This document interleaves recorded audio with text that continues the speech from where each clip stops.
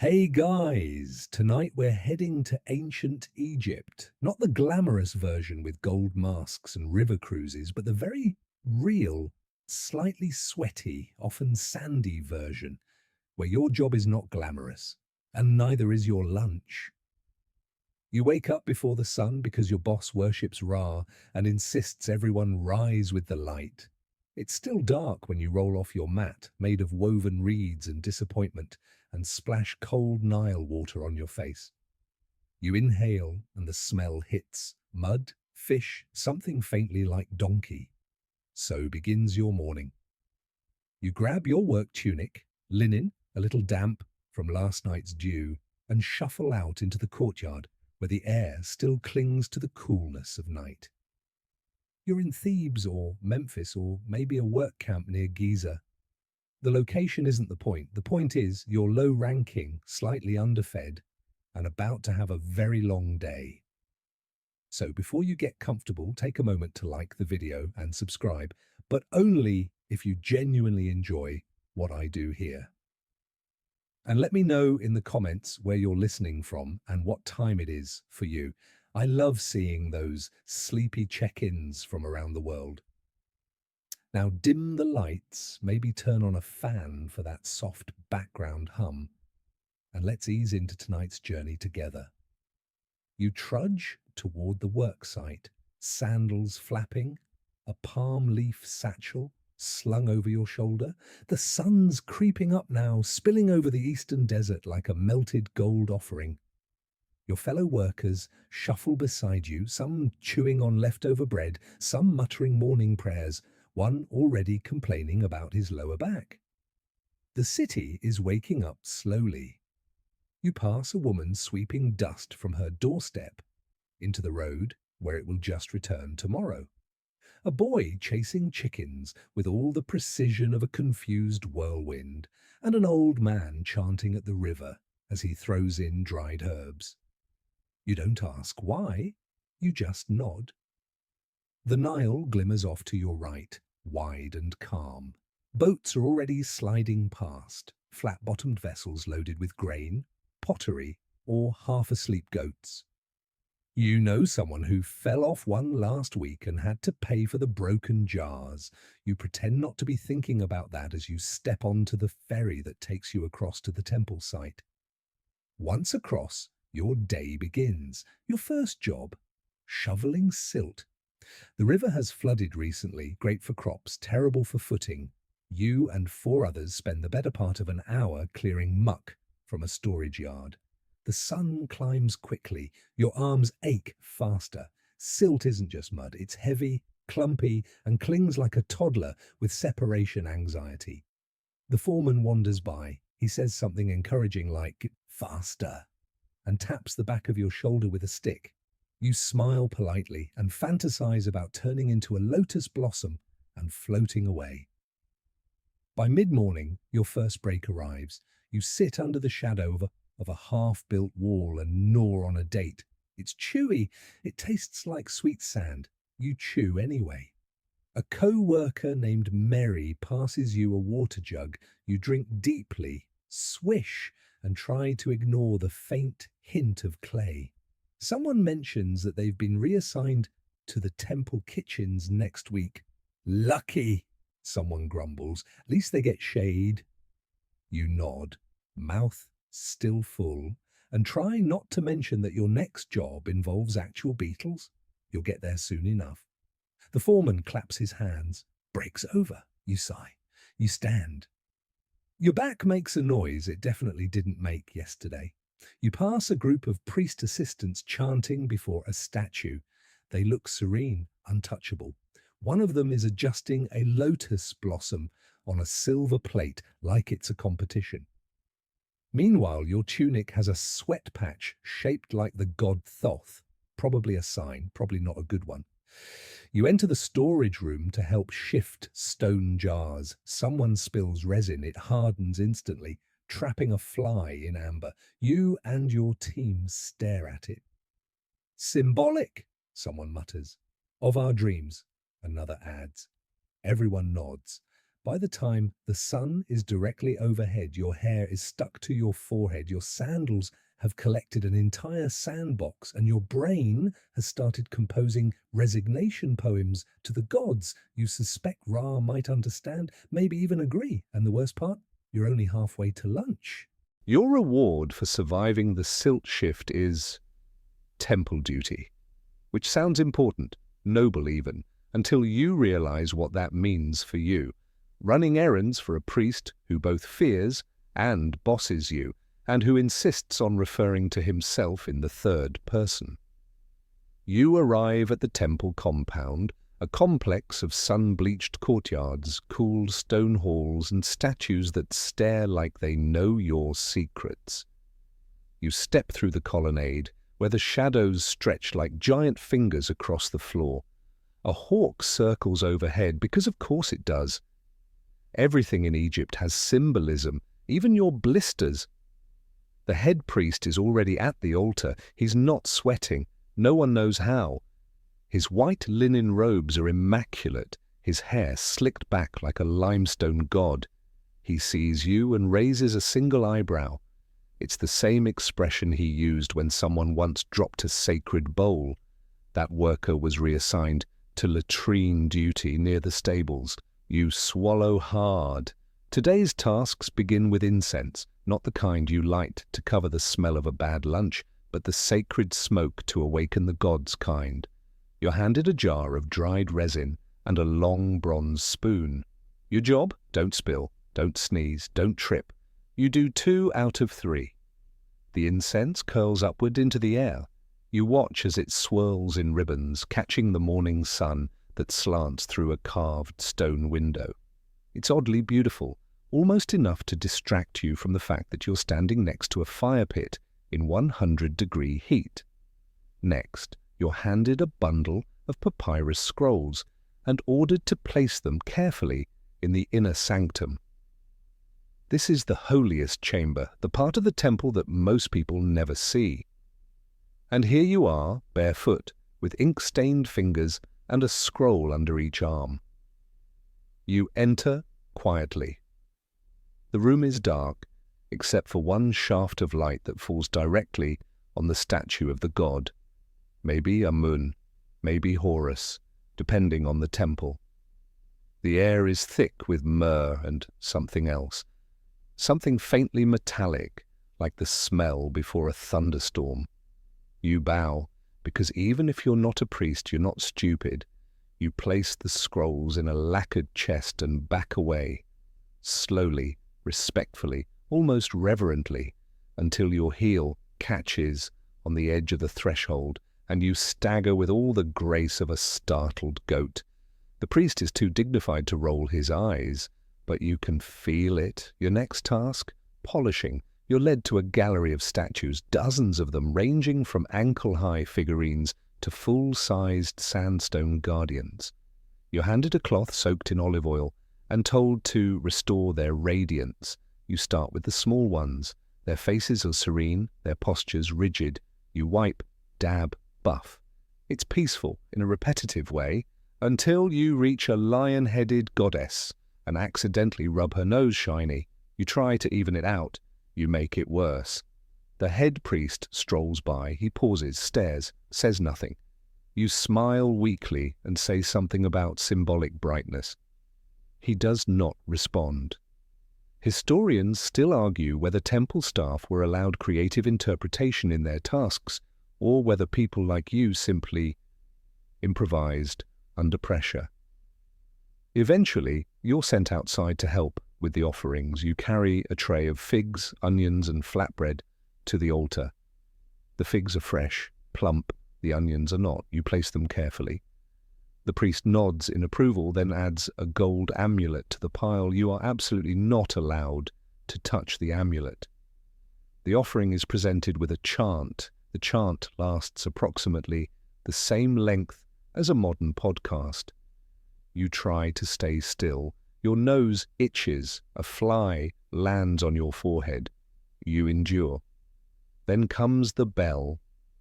A low, resonant gong echoes through the courtyard. It signals the moment the god receives the offering. You do not speak. You do not blink. You definitely do not make any jokes about the god being a picky eater. Afterward, the used food is taken away, not wasted, of course. It's redistributed among temple staff, which technically includes you, which means you may get a small piece of bread blessed by a divine presence and covered in actual bird droppings. You go to rinse your hands in a basin behind the sanctuary. The water is cool. A small frog hops out. You stare at it. It stares back. The moment is spiritual. As you dry your hands, another assistant rushes up. The high priest is asking for scented oils, which apparently you are now in charge of. You're led to a storeroom filled with ceramic jars, each labeled in fine black script. You can read a little. You pick one that looks right. You pick wrong. The priest uncorks the jar, sniffs, and recoils. "This is garlic oil," he says. You blink. "It said sacred essence," you mumble. "Yes," he replies, "for treating foot rot." You are gently excused for the rest of the hour. Outside, you sit under a fig tree and chew the corner of a stale flatbread. Your stomach growls. Your pride wilts. You fan yourself with a palm leaf and wonder what scribes eat. Probably grapes, cold grapes, in bowls. A pigeon lands beside you, hops twice, and poops on your sandal. Of course it does. You'd hoped that after the garlic oil debacle, you'd be quietly reassigned to something simple, maybe sweeping a hallway or refilling oil lamps, but no. The priest has decided you have a creative spirit, which is his way of saying you're expendable enough to be trusted with messy jobs. So naturally, your next task is mixing paint for 2 murals using bugs.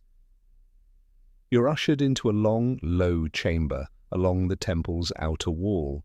The windows are narrow slits, letting in just enough light to see the swirling dust and the faint outlines of half-finished wall paintings. Gods in profile, eyes rimmed in black, arms impossibly long. A half-painted crocodile deity stares at you from the plaster, as if questioning your qualifications. A master painter stands at the center of the room, arms folded, chin lifted in the universal posture of, "Don't mess this up."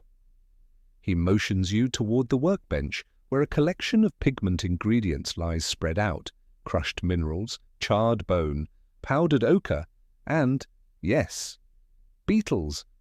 The red comes from them, cochineal, or something like it, small insects that, when dried and ground, produce a vivid scarlet powder. You're handed a bowl and a stone grinder, and you begin. The crunch is deeply unpleasant. You add water and egg white to the mix, turning it into a glossy paste. The smell is earthy, metallic, and slightly sweet in a way that suggests it might attract more beetles than it repels. The master painter grunts approval, then hands you a reed brush. You're not painting anything important, just the base coat for a border. Still, it feels significant, like putting primer on a doorway to the afterlife. You dip, sweep, dab. Your first stroke is too thick. Your second, too thin. Your third, not bad. Encouraged, you move along the wall. The plaster is slightly rough, but it takes the pigment well. You get into a rhythm, dip, stroke, adjust. Until your elbow bumps a pot of green powder and sends it tumbling across the floor. The room goes still. The master painter sighs, picks up a broom made of reeds, hands it to you. You sweep.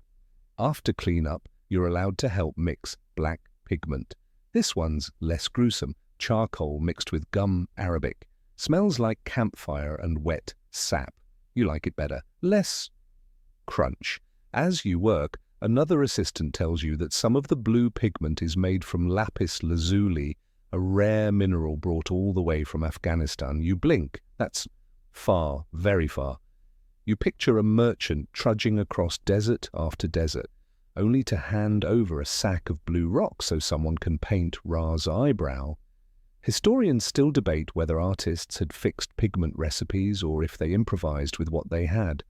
The truth likely lies somewhere in between, formal tradition with occasional creative substitution, like using beetles when lapis runs out, or garlic oil when you're desperate. The painter gestures for you to help fill in the corner of a mural, just the background of a figure. Nothing fancy. You steady your hand and begin. The brush glides smoothly. The pigment settles like dusk on the plaster. You lose yourself in the work, the scent, the texture, the hush of the chamber. All of it slows your thoughts. You're not thinking about your sore feet or your sunburned shoulders or the way your stomach keeps reminding you it's past noon. You're just painting in ancient Egypt with bug juice. The figure you're helping to fill in looks noble, upright posture, ceremonial beard, holding a staff, probably Osiris, or maybe a royal scribe. You wonder if this painting will last, if someone thousands of years later might look at it and whisper, "Wow," and then they'll ask who painted it. And the answer will be, you. What part of it? With a lot of supervision and clean-up duty, but still, you were here. Lunch arrives in the form of a flat reed basket carried by a boy with sun-bleached hair and more energy than you've had all week. Inside, barley bread, pickled fish, dates, and a chunk of something that might be goat cheese or not cheese. You eat under a fig tree again, sitting beside the painter, who now acknowledges your presence with a grunt and a nod. It's practically a promotion. As you chew your bread, you notice flecks of red on your fingers. You try to wipe them off. They smear. You'll be going home with bug pigment under your nails again. You don't mind. There's something comforting about it, like carrying a piece of the temple with you. A reminder that even the messiest jobs, the ones no one notices, are part of the picture. As you lean back against the tree trunk, a breeze drifts through the temple courtyard, lifting the scent of paint and plaster and carrying it out toward the river. A beetle lands on your arm. You flick it gently away. Not today, friend. You've already given. The painter's nod was the highlight of your morning, which should probably tell you something. But your next assignment, well, let's just say it's the sort of job where no one wants to ask too many questions. You've been reassigned to the embalming house, not as a priest, not even as a full assistant. Your clean-up, linen folder, jar carrier, the human equivalent of a wet cloth. You trudge down a narrow, shaded path behind the temple complex where the smell changes, less incense, more, let's say earthy, herbal, a bit sour, a little sweet, all of it slightly alarming. The embalming house is low and open with stone floors and reed mats. A few sacred palm trees sway nearby, as if trying to distance themselves from what's going on inside. You step through the doorway and are hit with a wall of aromas, resin, natron salts, frankincense, old fabric, and something else entirely, something you decide not to identify. Inside, the embalmers move with precision and quiet, no chatter, no wasted motion. Their hands are stained with oil and soot, their tunics speckled with powder. They barely acknowledge you, which is fair. You're here to carry things and stay out of the way. You're handed a folded linen shroud, freshly bleached, still damp. Your job is to unfold it and lay it flat without dragging it through the dust. You manage it. Barely. Then you're asked to fetch jars from the storage shelf. Canopic jars, to be exact. Each one carved with the head of a deity. Falcon, jackal, baboon, human. You carry them gently, 2 at a time, like you're holding your own job security. Historians still argue whether embalmers were socially respected or quietly avoided. On one hand, they were essential, protectors of the soul's passage. On the other, they worked with, well, bodies, and people in ancient Egypt had very strong feelings about bodies. You carry in a clay bowl of natron and set it beside the slab where a body lies under a linen sheet. The sheet moves gently in the breeze, unnervingly, you might say. The head embalmer nods at you. You nod back. It's not a conversation, it's an agreement. You won't ask and he won't explain. Your next job, holding the oil lamp steady. Simple. Except the lamp smokes, your arm trembles, and you can't stop thinking about what's going on beneath the linen. You stare at a crack in the wall and recite the names of gods under your breath. At some point, the cloth is removed. You look away because looking is not part of your job description. The embalmers work with remarkable calm. One anoints the body with cedar oil, while another arranges amulets near the feet. A third begins the delicate process of wrapping. You are now in charge of the linen strips, passing them carefully, one at a time. The fabric is soft, finely woven. You marvel at the craftsmanship. Then immediately wonder if you've touched your own face recently. You definitely have. Oh well. A small clay jar falls from a shelf and shatters. The room freezes, everyone stares. You bend down, heart pounding, and start gathering the pieces. The contents, some kind of resin, have leaked onto the floor. It smells sweet and burnt, like honey left too close to the fire. The head embalmer approaches, looks at the mess, then at you. You brace yourself. He grunts, shrugs, and walks away. You exhale for the first time in 2 minutes. Someone places a new jar in your hands. It's warm, sealed with wax, and heavier than it looks. You set it on a low altar beside a tiny statue of Anubis. The jackal god gazes forward, stone eyes unreadable. As the wrapping continues, a scribe nearby notes the materials used, the timing of the ceremony, and a list of offerings made by the family. You glance at the papyrus scroll. His handwriting is perfect, annoyingly perfect. You try to imagine him smudging something just once. You fail. Your stomach growls loudly. The scribe smirks. You pretend not to notice. Outside, the sun is still blazing, but inside the embalming house, the air remains heavy and still. You wipe your forehead with your sleeve, then immediately regret it. The sleeve was not clean. Later, you're tasked with carrying the completed wrappings to the storage room. The bundle is firm, tightly bound, oddly shaped. You cradle it like a loaf of sacred bread. The room you enter is cool and dim, with low shelves and offerings arranged like an orderly puzzle. You set the bundle down and bow without thinking. It feels right. As you walk back to the main chamber, a young apprentice hands you a bowl of water. You drink. It's warm. You don't care. You sit down near the doorway, watching the embalmers finish their work. One places a painted mask over the wrapped face. Another adjusts the position of the arms. Everything is precise, reverent, careful. You think about your earlier jobs, silt shoveling, beetle paint, and how this somehow feels different, heavier, not just in scent or effort, but in meaning. You're not just folding linen, you're helping someone step into eternity. It's a lot for a temp gig. Eventually, your shift ends. You're sent back to the temple courtyard. The sun is lower now, casting long shadows that reach across the paving stones like stretched fingers.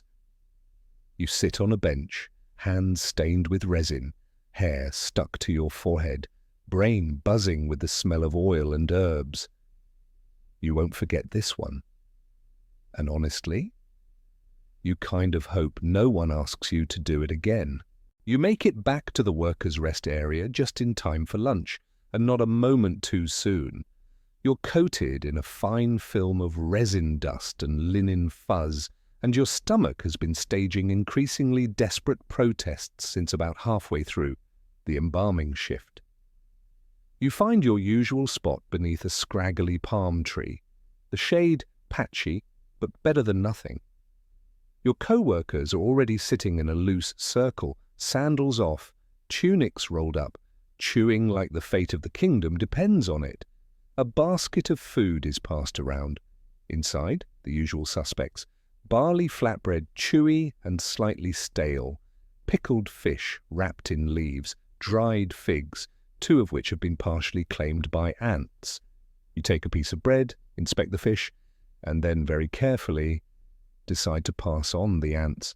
The conversation is light, mostly complaints about the heat, about the foreman, about the paint that won't stick or the plaster that crumbles too soon. Mary, the one who somehow manages to keep his tunic white, mentions he might transfer to the granary. "They have shade," he says dreamily. You all stare at him like he just said he discovered paradise. Someone shares news from home. A cousin got married, another joined the priesthood, someone's goat had triplets. You nod along, chewing slowly, grateful to be sitting, to not be carrying anything, and to not currently be holding a lamp next to a partially wrapped nobleman. The flatbread, you discover, is filled with, surprise, more fish. It's salty and a little slimy, but it's food, and that's enough. You chase it with warm water from a shared jug. It tastes faintly of clay and sunlight, and then someone opens a cloth pouch and unveils the lunch MVP. Onions! Raw, sharp, tear-inducing onions. They're passed around like treasure. You take a bite, feel your eyes water, and immediately regret all your life decisions. The others laugh. You manage to swallow without crying, which earns you a respectful nod from an older worker, missing 2 teeth. Historians still debate how much variety there actually was in the diet of lower-class labourers like you. Most agree that bread, onions, lentils, dates, and dried fish made up the bulk of your options. Occasionally, someone would bring honey or goat cheese, but you wouldn't bet your linen sandals on it. You lie back after eating, full but not satisfied, and stare up at the sky through the leaves. A pigeon flutters above. You shift slightly out of range, you've learned. Someone mentions the pharaoh's new statue being delivered next week. 30 cubits high, they say, made from red granite. Another mutters, bet we'll be polishing it by next month. A breeze picks up, rustling the reeds. You close your eyes for a moment, letting the shade and the chatter wash over you. There's a rhythm to this break, shared food, shared aches, shared hope that maybe, just maybe, the afternoon won't be too terrible. Your friend Bess points at your arm. "You got something," he says. You look, a streak of black ink from the paint chamber. You try to wipe it off. It smears. Bess shrugs. "Looks like a snake. Very fashionable." You laugh because what else can you do?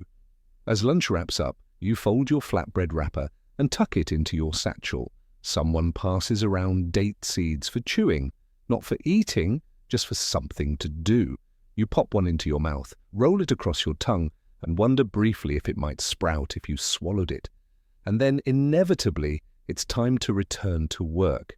You groan softly as you stand. Your knees creak, your shoulders twinge. You brush sand off your tunic, but it's a losing battle. You've stopped trying to keep clean. The sand always wins. Before you leave, a boy runs up and hands you something wrapped in fig leaves. "My mother sent this," he says shyly. Inside, 2 small honey cakes. You look at him. "Really?" He nods. You share one with him and pocket the other for later. He beams. As you trudge back across the sun-baked courtyard, your feet already hot inside your sandals, you glance back at the palm tree, the food scraps, the laughter still fading behind you. Lunch in ancient Egypt doesn't exactly fill you up, but it holds you together.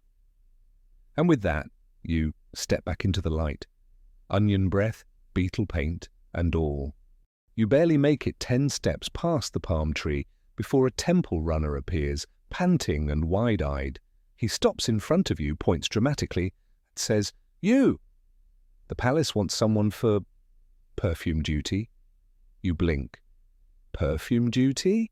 He nods, like this is completely normal. For the pharaoh's cow. Ah, of course. So now you're headed toward the royal stables, following a boy whose sandals are tied with string and who keeps breaking into a jog every time you think you're caught up. The sun is relentless. The air smells like dust, sweat, and the distant tang of sugarcane. You're already questioning your life choices. Again, the royal compound is as grand as you'd expect. Polished stone, pools of water with lotus blossoms, servants darting back and forth like anxious ants. You're not allowed into the palace itself. You wouldn't even get near the kitchens. But the stables, they let you in, barely. You're waved toward a shaded enclosure where the royal livestock are kept, oxen, donkeys, and yes, the pharaoh's favorite cow.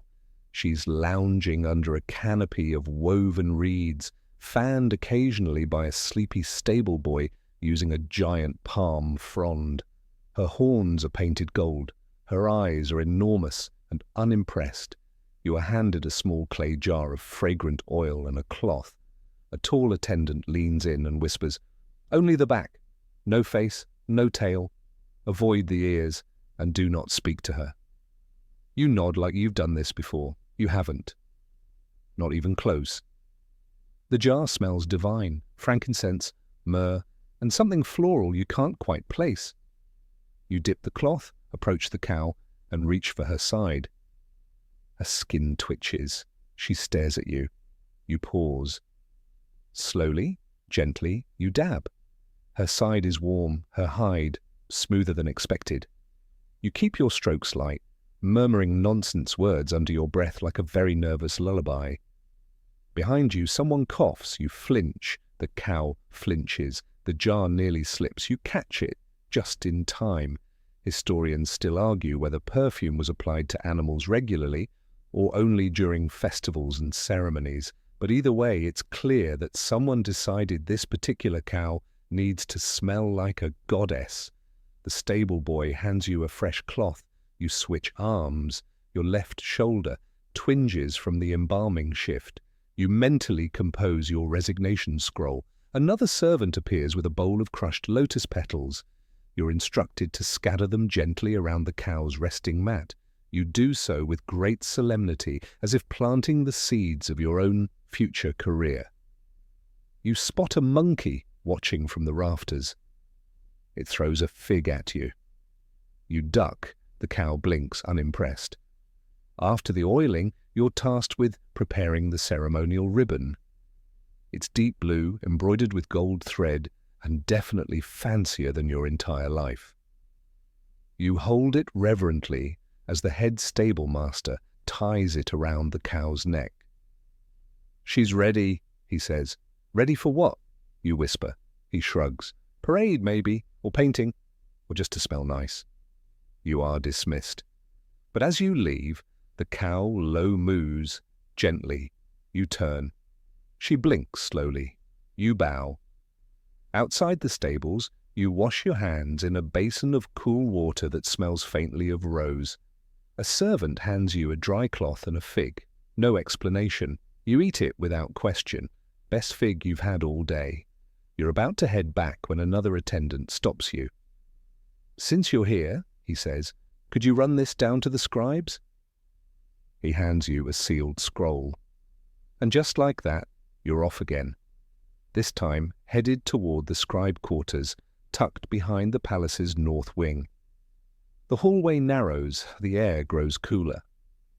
You pass doorways lined with shelves of papyrus, pallets of ink, and scribes hunched over their work like dedicated beetles. The scratching of reed pens fills the air. You deliver the scroll to a man with perfectly trimmed hair and a ring on every finger. He accepts it without looking up. "Set it there," he says, pointing vaguely at a pile that is one deep sigh away from collapse. You turn to leave, but a younger scribe calls you over. "Can you write?" he asks. "Sort of," you reply. "Hold this brush," he says, thrusting one at you. "Try that symbol, the sun." You do your best. It ends up looking like a startled duck. He raises an eyebrow. "You'd make a terrible scribe." You nod. "Thank you." But before you go, he hands you a small pot of ink and says, take this back to the temple, and don't drop it. You leave the scribe's office holding the ink pot with both hands like it's the most precious object in the kingdom. Your shoulders ache, your feet throb, but you smell amazing, sort of like the pharaoh's cow. You return to the temple, ink pot intact, and think maybe, just maybe, you've earned a breather. No such luck. A stern-looking supervisor catches sight of you and waves you over. "Good," he says. "We're short a copyist. You have steady hands?"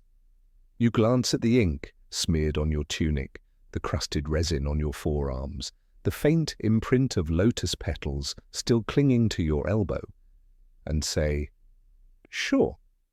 He ushers you into the scribal chamber, a low-ceilinged room with stone benches, reed mats, and the overpowering smell of ink, sweat, and ambition.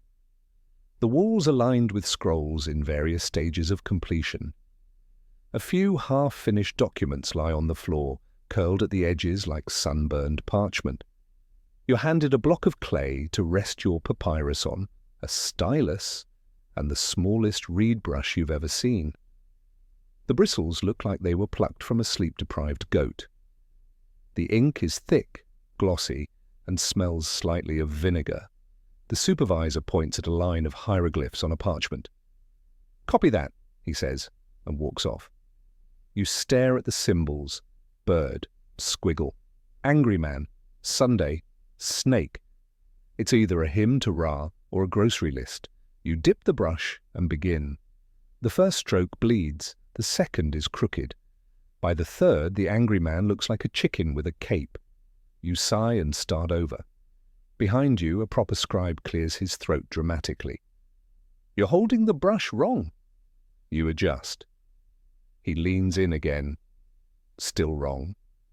You consider asking him to show you. He does, grabbing your hand like he's molding clay. His fingers are warm, dry, and slightly ink-stained. "There," he says. "Like it's an extension of your breath." You blink. "That's poetic," he shrugs. "I write oaths for a living. It leaks out." You return to your symbols, better this time. The brush obeys mostly. The sun glyph finally looks like a sun, not a squashed beetle. Historians still debate whether common labourers ever participated in scribal duties. Some say no, it was a specialised educated class. Others argue that in times of shortage, anyone with decent pen control and a pulse might be roped in. Today, you are Exhibit A. The parchment begins to fill slowly. You try to keep your strokes consistent, your lines straight. The ink dries in streaks. The room is warm. You wipe sweat from your forehead with your sleeve, forgetting about the ink. Now your face looks like it lost a fight with a squid. The scribe next to you slides over a piece of dried papyrus. "Here," he says, "use that next time." You nod gratefully. He glances at your work. "You're not the worst I've seen." "Thanks," you say. "That's the nicest thing anyone's told me all day." He smiles. "You should have seen the guy yesterday.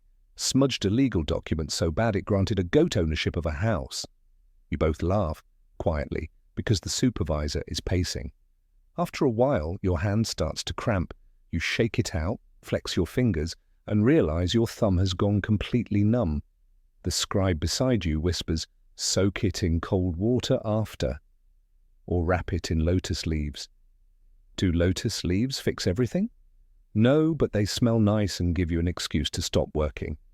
You're nearly done with your assignment. The last line is a prayer, something about eternal light upon the blessed ones. You write it carefully, with reverence and a steady hand. As you set the brush down, the supervisor returns. He examines your work. Grunts. "Readable," he says. High praise, apparently. You're dismissed. You stretch your back, which pops like an old reed mat, and step out into the blinding courtyard sun. You blink.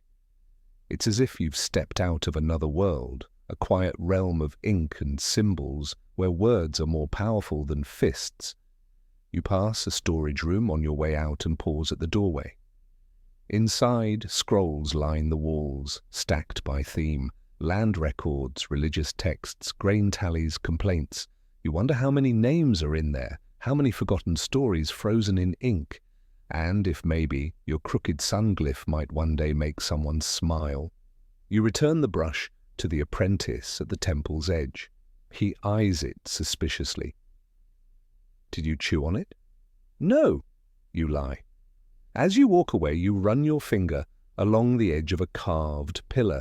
The stone is cool, smooth, etched with symbols far more perfect than yours. But you help today, in a small, inky way. And somehow that counts.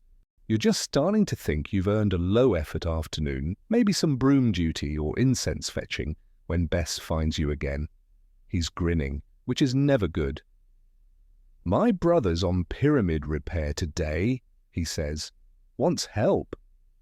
Repair? You echo. I thought pyramids were, finished. Bess shrugs. Everything breaks eventually. And that's how you end up tagging along to a job site at the edge of the necropolis.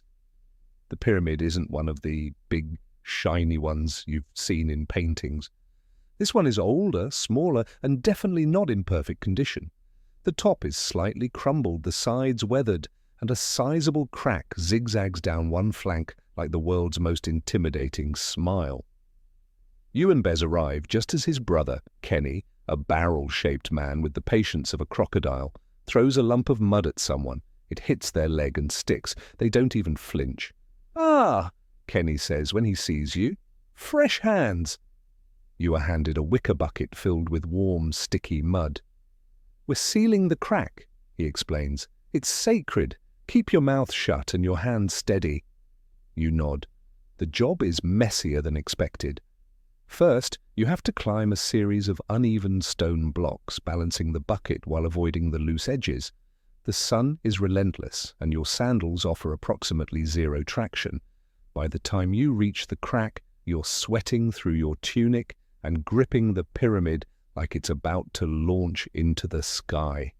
"Just dab," Kenny calls from below. "Don't smear." Easier said than done. The mud mixture is a carefully balanced combination of Nile silt, straw, animal dung, and divine frustration. It sticks to your fingers, your elbows, somehow your eyebrows. You press it into the crack, smoothing gently with a wooden paddle. The process is strangely meditative. Press, pat, smooth. The stone beneath is warm, almost pulsing in the heat. You imagine the pyramid breathing beneath your fingers, exhaling centuries of dust. Historians still argue whether maintenance crews were regular temple staff or recruited ad hoc. Based on the grumbling around you, it feels ad hoc, very, very hoc. At one point, you lose your footing and slide 2 steps down. Your bucket tips, mud spills. Kenny groans. "Use your hands," he calls. "The gods won't care if it's uneven, but I will." You scoop with your palms, caked in sludge, and resume sealing. The crack narrows. Your arms burn. Bess passes up more mud from below. "You look like a sacred fig," he says, sticky and slightly confused. You throw a lump at him. It misses by a lot. Eventually, the crack is patched, imperfectly, but passable. You climb down, legs shaking, and survey your work. The seam glistens slightly in the sun, like a scar made of earth. Kenny nods once. Acceptable. High praise. You wash your hands in a nearby basin and sit heavily on a stone block, breathing hard. Around you, other workers lounge in the shade, drinking water, telling stories. One man describes how last month's crew found a hidden chamber behind a false wall. "Filled with beetle amulets," he says. "Thousands." Another swears he saw a jackal on the pyramid steps at dawn. "A sign," he insists. You eat a stale fig, someone hands you and nod along. You're too tired to argue. Later, you're asked to help carry tools back to the temple. You grab a basket of plaster molds and a coil of rope, then follow the others in a slow procession across the sand. Your tunic clings to your back, your arms feel like wet reeds, and you're pretty sure your nose is sunburned. But you're smiling. A little, because today you touched a pyramid, not just walked past one or prayed near one. You helped mend it. You filled a crack with your own hands, helped hold up a monument built before your great-great-great-grandfather was born. You imagined someone centuries from now, some future worker, running a hand across the patch you made, wondering who did it. You hope they guess you were taller and cleaner. You pass a row of statues on your way back, silent sentinels with chipped noses and worn feet. You nod to them, your mud-streaked sandals squelching as you walk. One statue seems to smile at you. You smile back. Your arms ache, your stomach rumbles, your face is itchy with dried mud. But it was a good day. Apparently last week's delivery was too squishy. You try not to look like someone who just climbed a pyramid and perfumed a cow. The dried mud and faint scent of frankincense are not helping. When it's your turn, you hand over the scroll. The mill attendant, barefoot, sunburned, and radiating silent judgment, reads it, grunts, and disappears behind a curtain of hanging reeds. You wipe your brow and glance at the stacks of half-dried papyrus. Some are crinkled from too little pressure. Others have tiny reed bugs squirming along the edges. One pile is steaming slightly. You pretend not to notice. Finally, the attendant returns with a wrapped bundle. It's heavier than it looks, warm to the touch, and smells like someone tried to turn river stew into paper. You spill it, he says. You eat it. You nod solemnly and cradle it like a sacred kitten. Historians still argue how standardized papyrus sheets were in the ancient world. Some believe the scribes demanded perfect uniformity. Others point to existing documents that look like they were written on wrinkled celery. Either way, someone's always unhappy. On your way back, you try to avoid stepping in the reed-soaking pools. You fail. One foot sinks ankle-deep into pulp water, and now your sandal makes a noise that can only be described as swampy kiss. You sigh. The walk back takes longer. The bundle is unwieldy, your wet sandal chafes, and a dragonfly keeps dive-bombing your ear like it has a vendetta. You pass a group of children playing with carved clay animals, their laughter echoing off the sun-baked walls. One of them spots your papyrus bundle and shouts, "Scroll thief!" You raise an eyebrow. He grins and runs away. You finally return to the temple with the bundle, deposit it carefully in the scribe's chamber, and get a very dry about time from the same apprentice who insulted your handwriting earlier. He doesn't thank you. Of course not. You're almost free to go when the supervisor stops you and hands you a damp reed mat. "Delivery to the lower hall," he says. You stare at the mat. It's dripping. Smells like the river's armpit. You hoist it over your shoulder and trudge down the corridor, dripping steadily with each step. The lower hall is cooler, darker, and suspiciously quiet. You lay the mat on the floor where a priest motions, says good, and then walks away mid-sentence. You consider lying down on it and pretending to be a scroll. Just for 10 minutes, maybe 20, but no, you have errands. You have things to smell like. You have dignity somewhere. Probably next to your dry sandals and a clean shirt. You step out into the sunlight, stretch your back, and squint toward the horizon. The Nile glistens in the distance, lazy and golden, like it knows you're too tired to walk that far. A bee flies past your nose. You do not react. You're too tired for bees. Still, you made it through another task. Your tunic is soaked on one side, your sandal squishes like a rotten fig, and you smell vaguely like river salad. But you did it. And deep down, beneath the exhaustion and the ink smudges and the inexplicable dragonfly vendetta, a tiny part of you admits that papyrus really did feel kind of nice. The mud has dried under your fingernails and in the folds of your sleeves by the time you're summoned again, this time by a priest's assistant, holding a tightly folded scroll and looking vaguely annoyed. "We need someone to pick up papyrus from the reed mill," he says. You nod. You've learned by now that arguing only leads to worse assignments, like dung removal or cobra duty. No, really. There is a cobra duty. You'd rather not get into it. So off you go, walking along a path that winds past the temple gardens, the grain storage buildings, and finally toward the riverbank where the papyrus mills churn slowly through the day like a half-asleep crocodile. The air smells of river water, glue, and fermenting plant pulp, a combination that hits you somewhere between your eyebrows and your will to live. The reed paper mill is not what most people imagine. There are no giant gears or shouting foremen, just a series of low, wet platforms where half-naked workers stomp on reeds, lay out fibers, and press sheets between heavy slabs of stone. It's quiet except for the splash of feet and the occasional grunt of someone lifting a soggy bundle. You wait your turn behind a scribe's apprentice who is arguing over sheet size. You'd think, after perfuming livestock and nearly fusing with a papyrus bundle, someone would say, "You know what?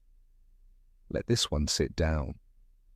But ancient Egypt has other plans for you. You're intercepted halfway to your water jug by an elderly priest with eyebrows that could serve as bird nests. He points his staff at you and says, "You look literate. Come assist with statue cleansing." Well, this is not a compliment. Statue cleansing, as it turns out, is less a spiritual experience and more a humid, back-breaking, spiritually confusing chore. Still, you follow him through a narrow corridor lined with wall paintings that seem to watch your every step. You emerge into a small sanctuary, cool, quiet, heavy with incense. At its center stands a sandstone statue of the goddess Sekhmet, lion-headed and fearsome even in silhouette. Her eyes, inset with obsidian, glint in the half-light. Her smile is non-existent. You are handed a bowl of scented water, a cloth, and a very long list of rules. Do not touch the eyes, do not wash upward, do not wring the cloth too close to the base, do not make direct eye contact, do not, under any circumstances, hum. You nod solemnly, suddenly unsure of everything you've ever done with a rag. The water is warm, infused with lotus oil and something that smells faintly like cucumber, if cucumber were trying to impress a priest. You dip the cloth, wring it gently, and begin with Sekhmet's lower robe. She towers over you, stern and utterly unamused. You whisper an apology just in case. As you work your way up the folds of her carved gown, the priest chants softly in the background. It's rhythmic, meditative, and just slightly off-key. You catch yourself swaying in time. Then your cloth snags on a chip in the stone. Your heart stutters. But nothing breaks, no curses fly. The air doesn't darken with divine rage. You exhale. Historians still debate the exact rituals surrounding statue maintenance. Some claim only the high priests could perform the rites. Others suggest assistants, like you, were frequently involved, particularly for the grunt work of cleaning and polishing. You move to the back of the statue. It's darker here, quieter. The incense hangs thicker in the air, laced with something earthy. Myrrh, maybe. Or melted sandals. You lose track. Your strokes slow. You start noticing the details in the carving, the tiny ridges in her necklace, the smooth contour of her arm, the faint groove under her eye, maybe from centuries of prayerful touch. Your own hands move more carefully now, tracing the grooves with reverence. She may be stone, but there's a presence here, a stillness that hushes your thoughts. At one point, your cloth brushes the pedestal, and you swear you feel a vibration. Just for a second, probably your imagination, probably. The priest ends his chant. Silence returns, deep and velvet soft. You return the cloth to the bowl, now clouded with dust and old petals. The priest nods once, gravely. Acceptable. You really need to start collecting these compliments. You're dismissed with a faint wave. As you leave, you glance back at Sekhmet. Her obsidian eyes catch a beam of light. Just for a moment, you think she's smiling. Outside, the sunlight slaps you across the face like a bored uncle. You squint, adjust your tunic, and head toward the central courtyard. There, a young apprentice runs up, holding a small carved amulet. "You dropped this?" he asks.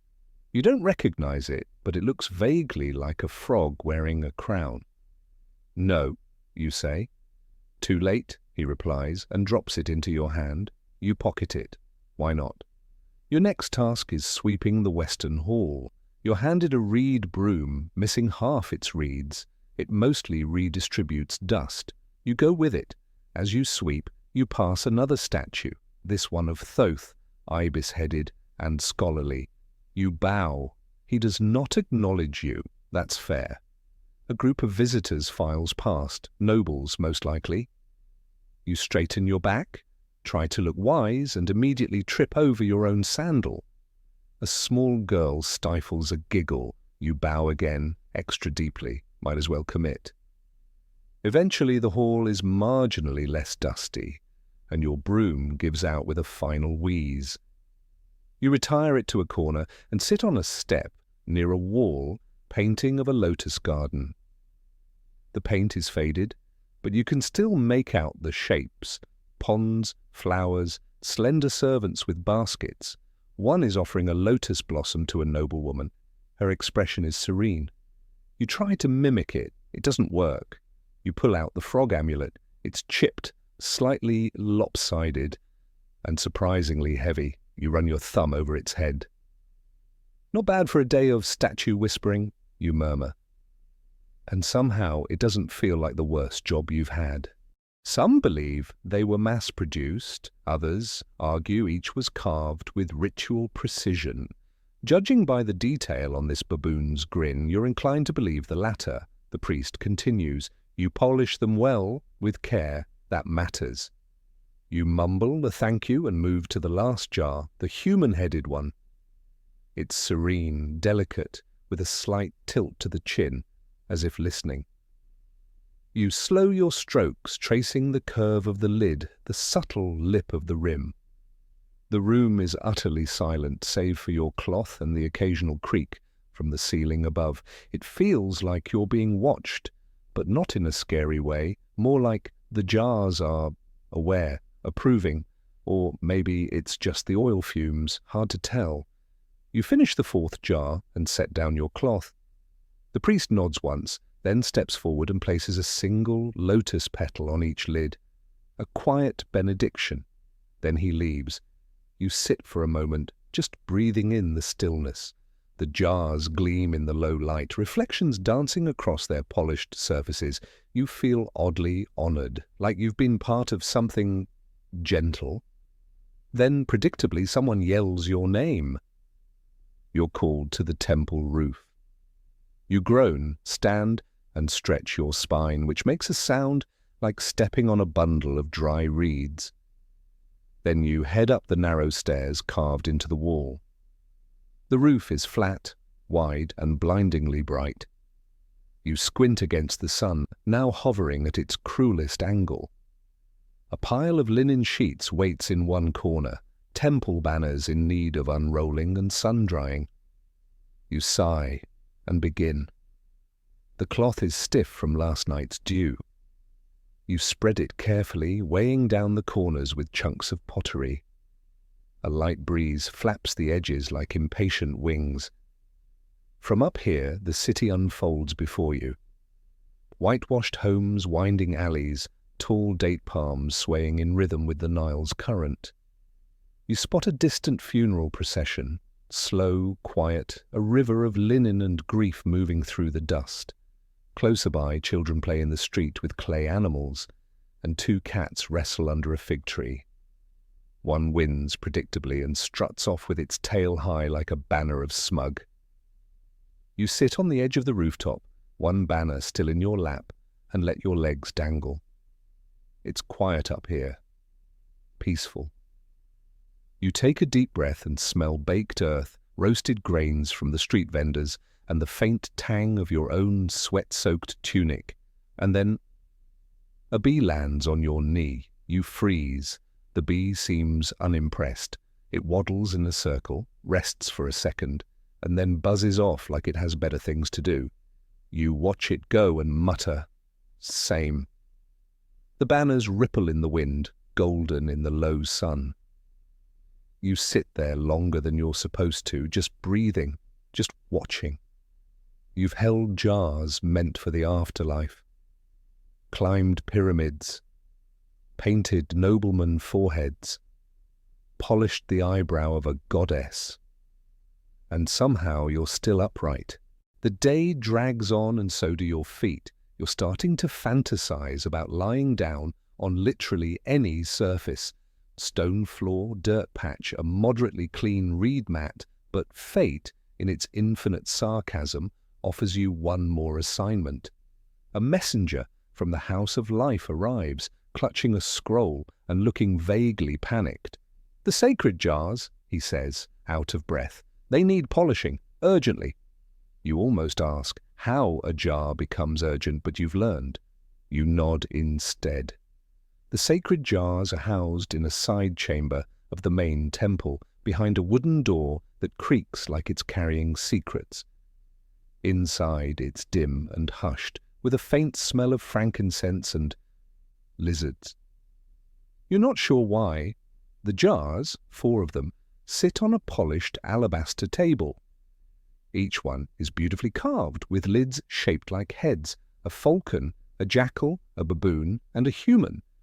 These are canopic jars, meant to store the organs of the deceased during mummification, not exactly snack containers. You're handed a soft cloth and a bowl of fine ash mixed with oil, an ancient polish that clings to everything it touches. You begin with the falcon-headed jar, wiping gently in slow circles, the way you would rub a tired cat who outranks you socially. The jar glows faintly under your care. You move on to the jackal, whose expression seems permanently skeptical. You polish his ears first. It feels diplomatic. As you work, you hear quiet footsteps behind you. You glance back. It's an older priest, watching silently. "You know whose these were?" he asks, not expecting an answer. "High Priest of Thoth, died in his sleep. Peacefully, they say."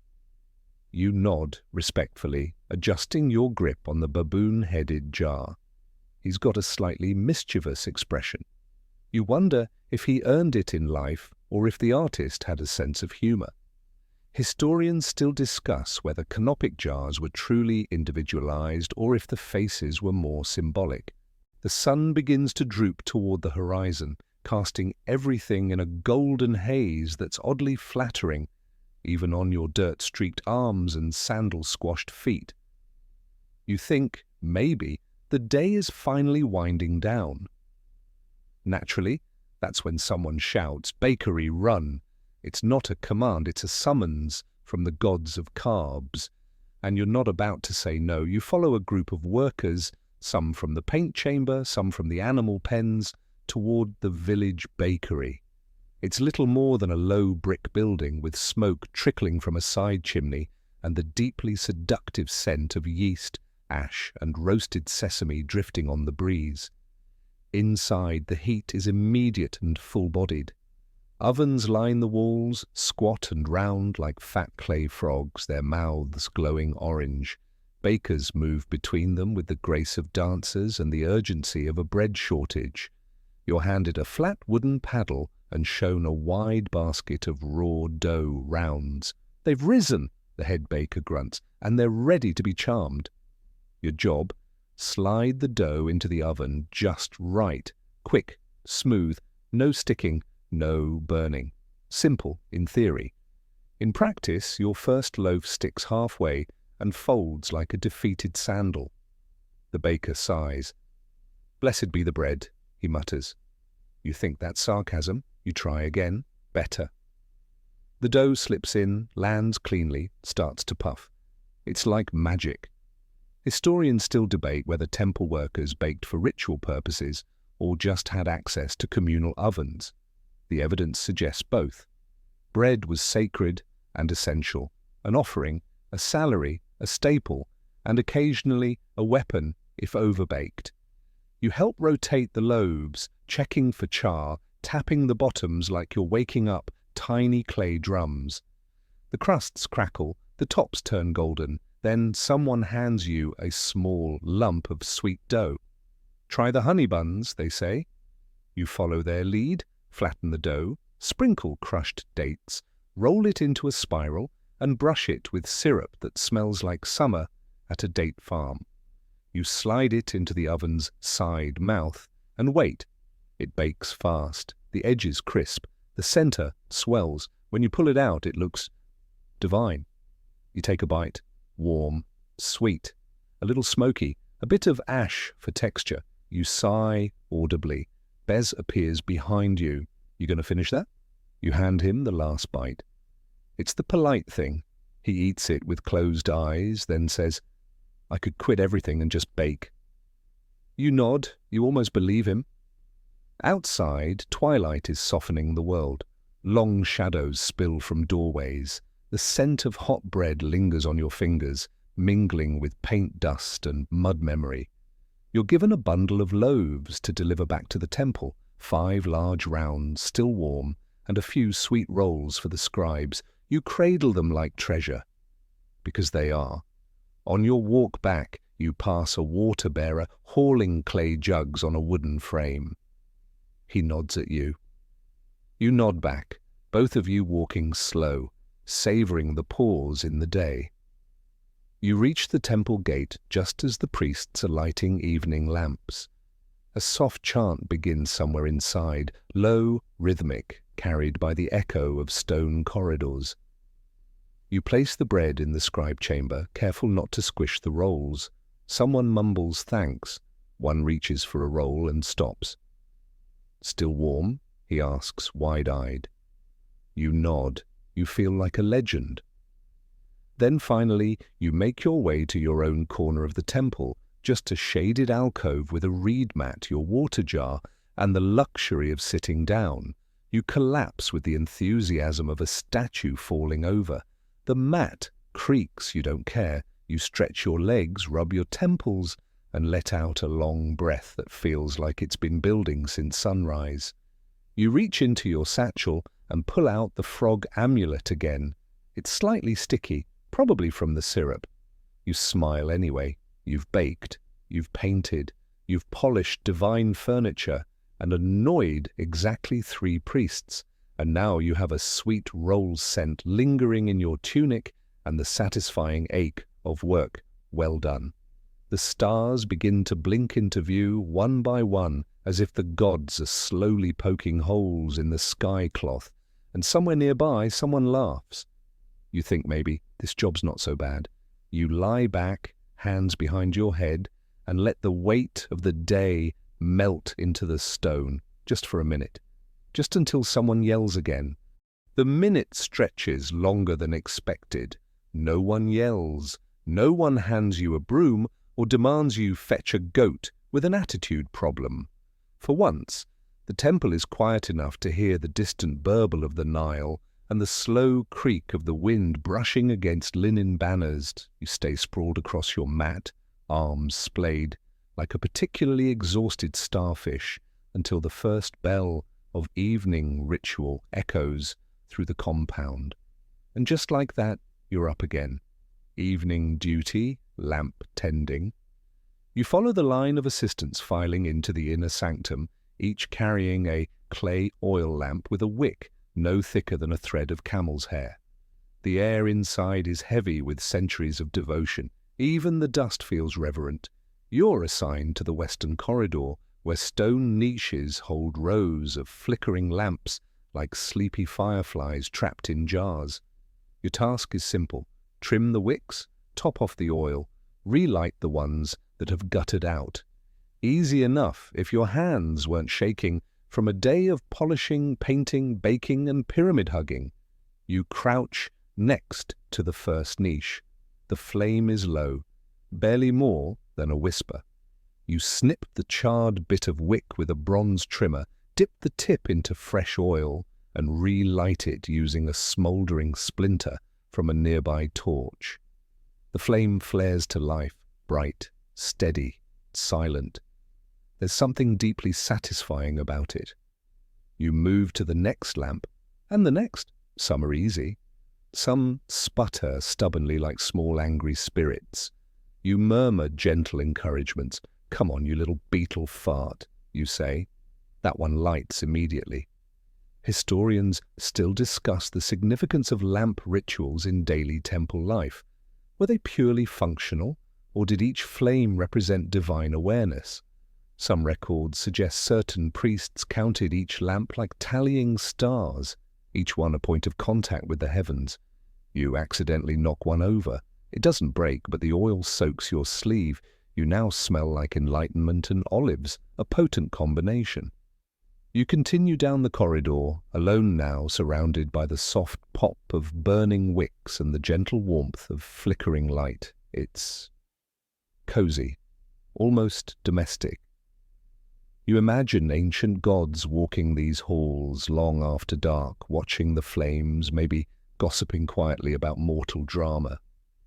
You round a corner and find an alcove you didn't expect, a small shrine to Hathor, goddess of joy, music, and, occasionally, motherly side-eyes.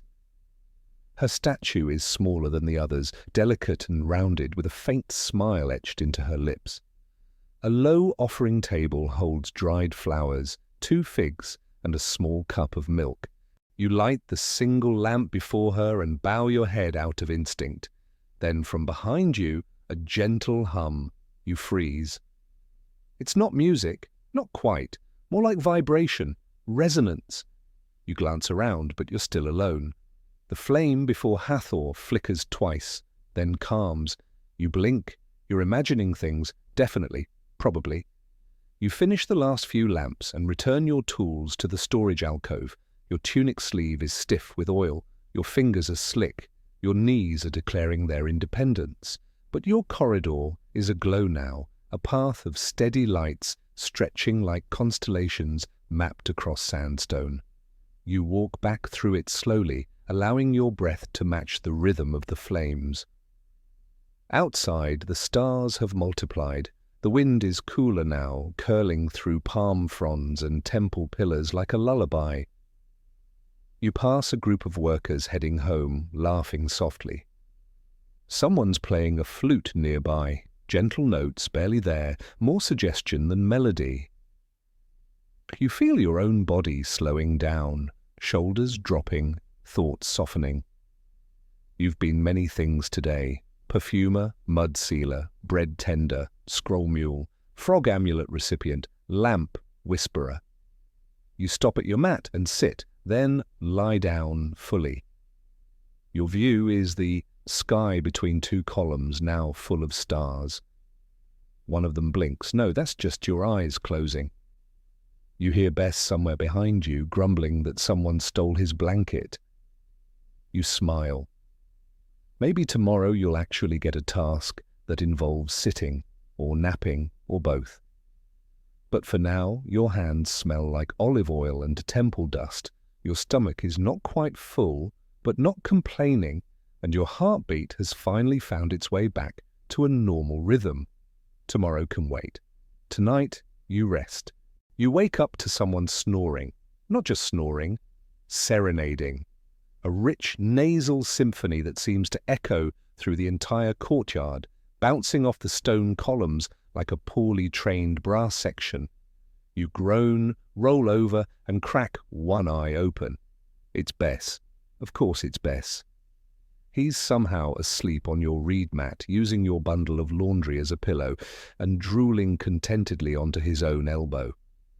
You consider revenge, but the day has other plans for you. Someone prods your shoulder with a ceremonial staff. "Inventory duty," the voice says, matter of fact. You blink. Of what? Everything, the voice replies, and then walks away. And just like that, you're back on your feet. You're handed a long, slightly bent wax tablet and a stylus that squeaks when it writes. Your job? Follow a scribe and tally items in the offering storeroom. Grain, linen, oil, incense, copper tools, odd-shaped amulets. Everything needs to be counted and logged, even the jars that look suspiciously like they've never been opened. The storeroom is cooler than the courtyard, but crammed with shelves that seem to grow from the walls like tree roots. Every shelf holds baskets, jars, scrolls, or bundles of something wrapped in cloth and labelled in handwriting that can only be described as confidently illegible. You trail behind the scribe, who mumbles as he points. 6 amphorae of sesame oil, 12 of barley mash, 2 missing. Note that. Possibly stolen, possibly misplaced, possibly cursed. You write oil, 6. Barley mash, 12. 2 missing, I cursed. The scribe doesn't correct you.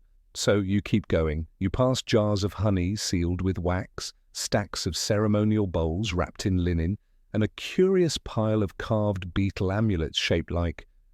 Are those goats? You don't ask. You just tally. At one point, the scribe opens a narrow cabinet and pulls out a bundle of dried lotus stems. Rare, he mutters, used only on moon festivals, or when someone really messes up and we need divine forgiveness. You nod solemnly and jot down, lotus stems, moon crisis only. Historians still argue over the exact function of temple storerooms. Were they truly sacred vaults or practical warehouses disguised in holy language? Judging by the mix of incense, grain, and semi-crushed ceremonial combs, it's probably both. The air grows dustier as you go deeper. You sneeze into your elbow and nearly knock over a basket of dried leeks. The scribe sighs. You tally more jars, frankincense, myrrh, some sort of powdered thing that smells like a desert after rain. Then come the textiles, bundles upon bundles of linen sorted by thread count. You try to count them, but every time you touch one, 3 others shift like they're trying to escape. You eventually write linen, many, stacked like cats, aggressive. You're halfway through a shelf of ceremonial sandals when you spot something odd. A carved wooden doll with jointed arms, missing one eye. It's wedged between 2 baskets of copper blades. Should I record this? You ask. The scribe peers over. That? Oh, that's just Tepi. No one knows where he came from. He shows up sometimes. You blink. And we keep him? The scribe shrugs. We've tried moving him. He returns. You look back at Tepi. He winks. Or maybe that's just the missing eye thing again. You quickly move on. You tally 10 more oil jars, 3 chipped water basins, and a suspicious number of cat-shaped amulets. You're almost done. Then the scribe stops in front of a locked chest. He digs in his robe, pulls out a rusted key, and opens it with a dramatic creak. Inside, feathers, very long, very white, slightly iridescent. You stare. Sacred ibis, the scribe explains, only for the highest rites. We trim them yearly. You nod. Write it down. Resist the urge to sneeze. Eventually, your wax tablet is full. Your hand cramps from gripping the stylus like it owes you money.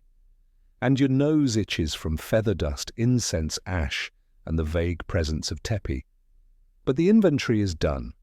The scribe dismisses you with a grunt. You leave the storeroom like a soldier returning from a war no one will ever know about. Outside, the air feels fresher. The courtyard is quieter. Even Bess has stopped snoring. You sit on the edge of a fountain and dip your hands into the cool water. Little fish flick between your fingers. One nibbles you. You flinch, then smile. You pull out the frog amulet. Tepi may haunt storerooms, but you've got your own odd charm. You lean back against the stone, eyes half-lidded, and whisper, "Tomorrow I'm requesting broom duty." It's a lie. You'll probably end up polishing obelisks. The sun has nearly vanished behind the temple walls now, and the color of the sky has turned into that deep indigo purple you only ever see in Egyptian twilight. Like the gods spilled a pot of ink and just left it there. You tell yourself this will be your last chore for the day. You say it with the same conviction someone says, "I'll just check one more email." But no one comes looking for you this time. You're free, and with that rare permission, you decide to do what no one ever has time for anymore. Absolutely nothing. You walk slowly, deliberately toward the edge of the temple compound, just past the eastern columns, where a low wall overlooks the Nile floodplain. From here, the world looks softer.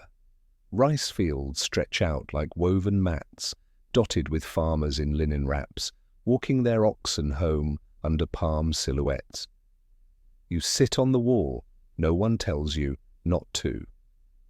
You pull your knees up, wrap your arms around them, and breathe in the scent of warm dust and river air. A light wind tickles your face. In the distance, a heron flaps across the skyline like it's been given the last shift before the night takes over. And for a moment, there's nothing but stillness. You think back on everything, polishing statues, burning your fingers on half-baked honey rolls, trying to look busy while carrying a broom that honestly hasn't swept anything in days. That time you almost swallowed a beetle thinking it was a date. You chuckle under your breath, then wince. Your stomach is sore from carrying amphorae. You reach into your satchel again and fish out the frog amulet.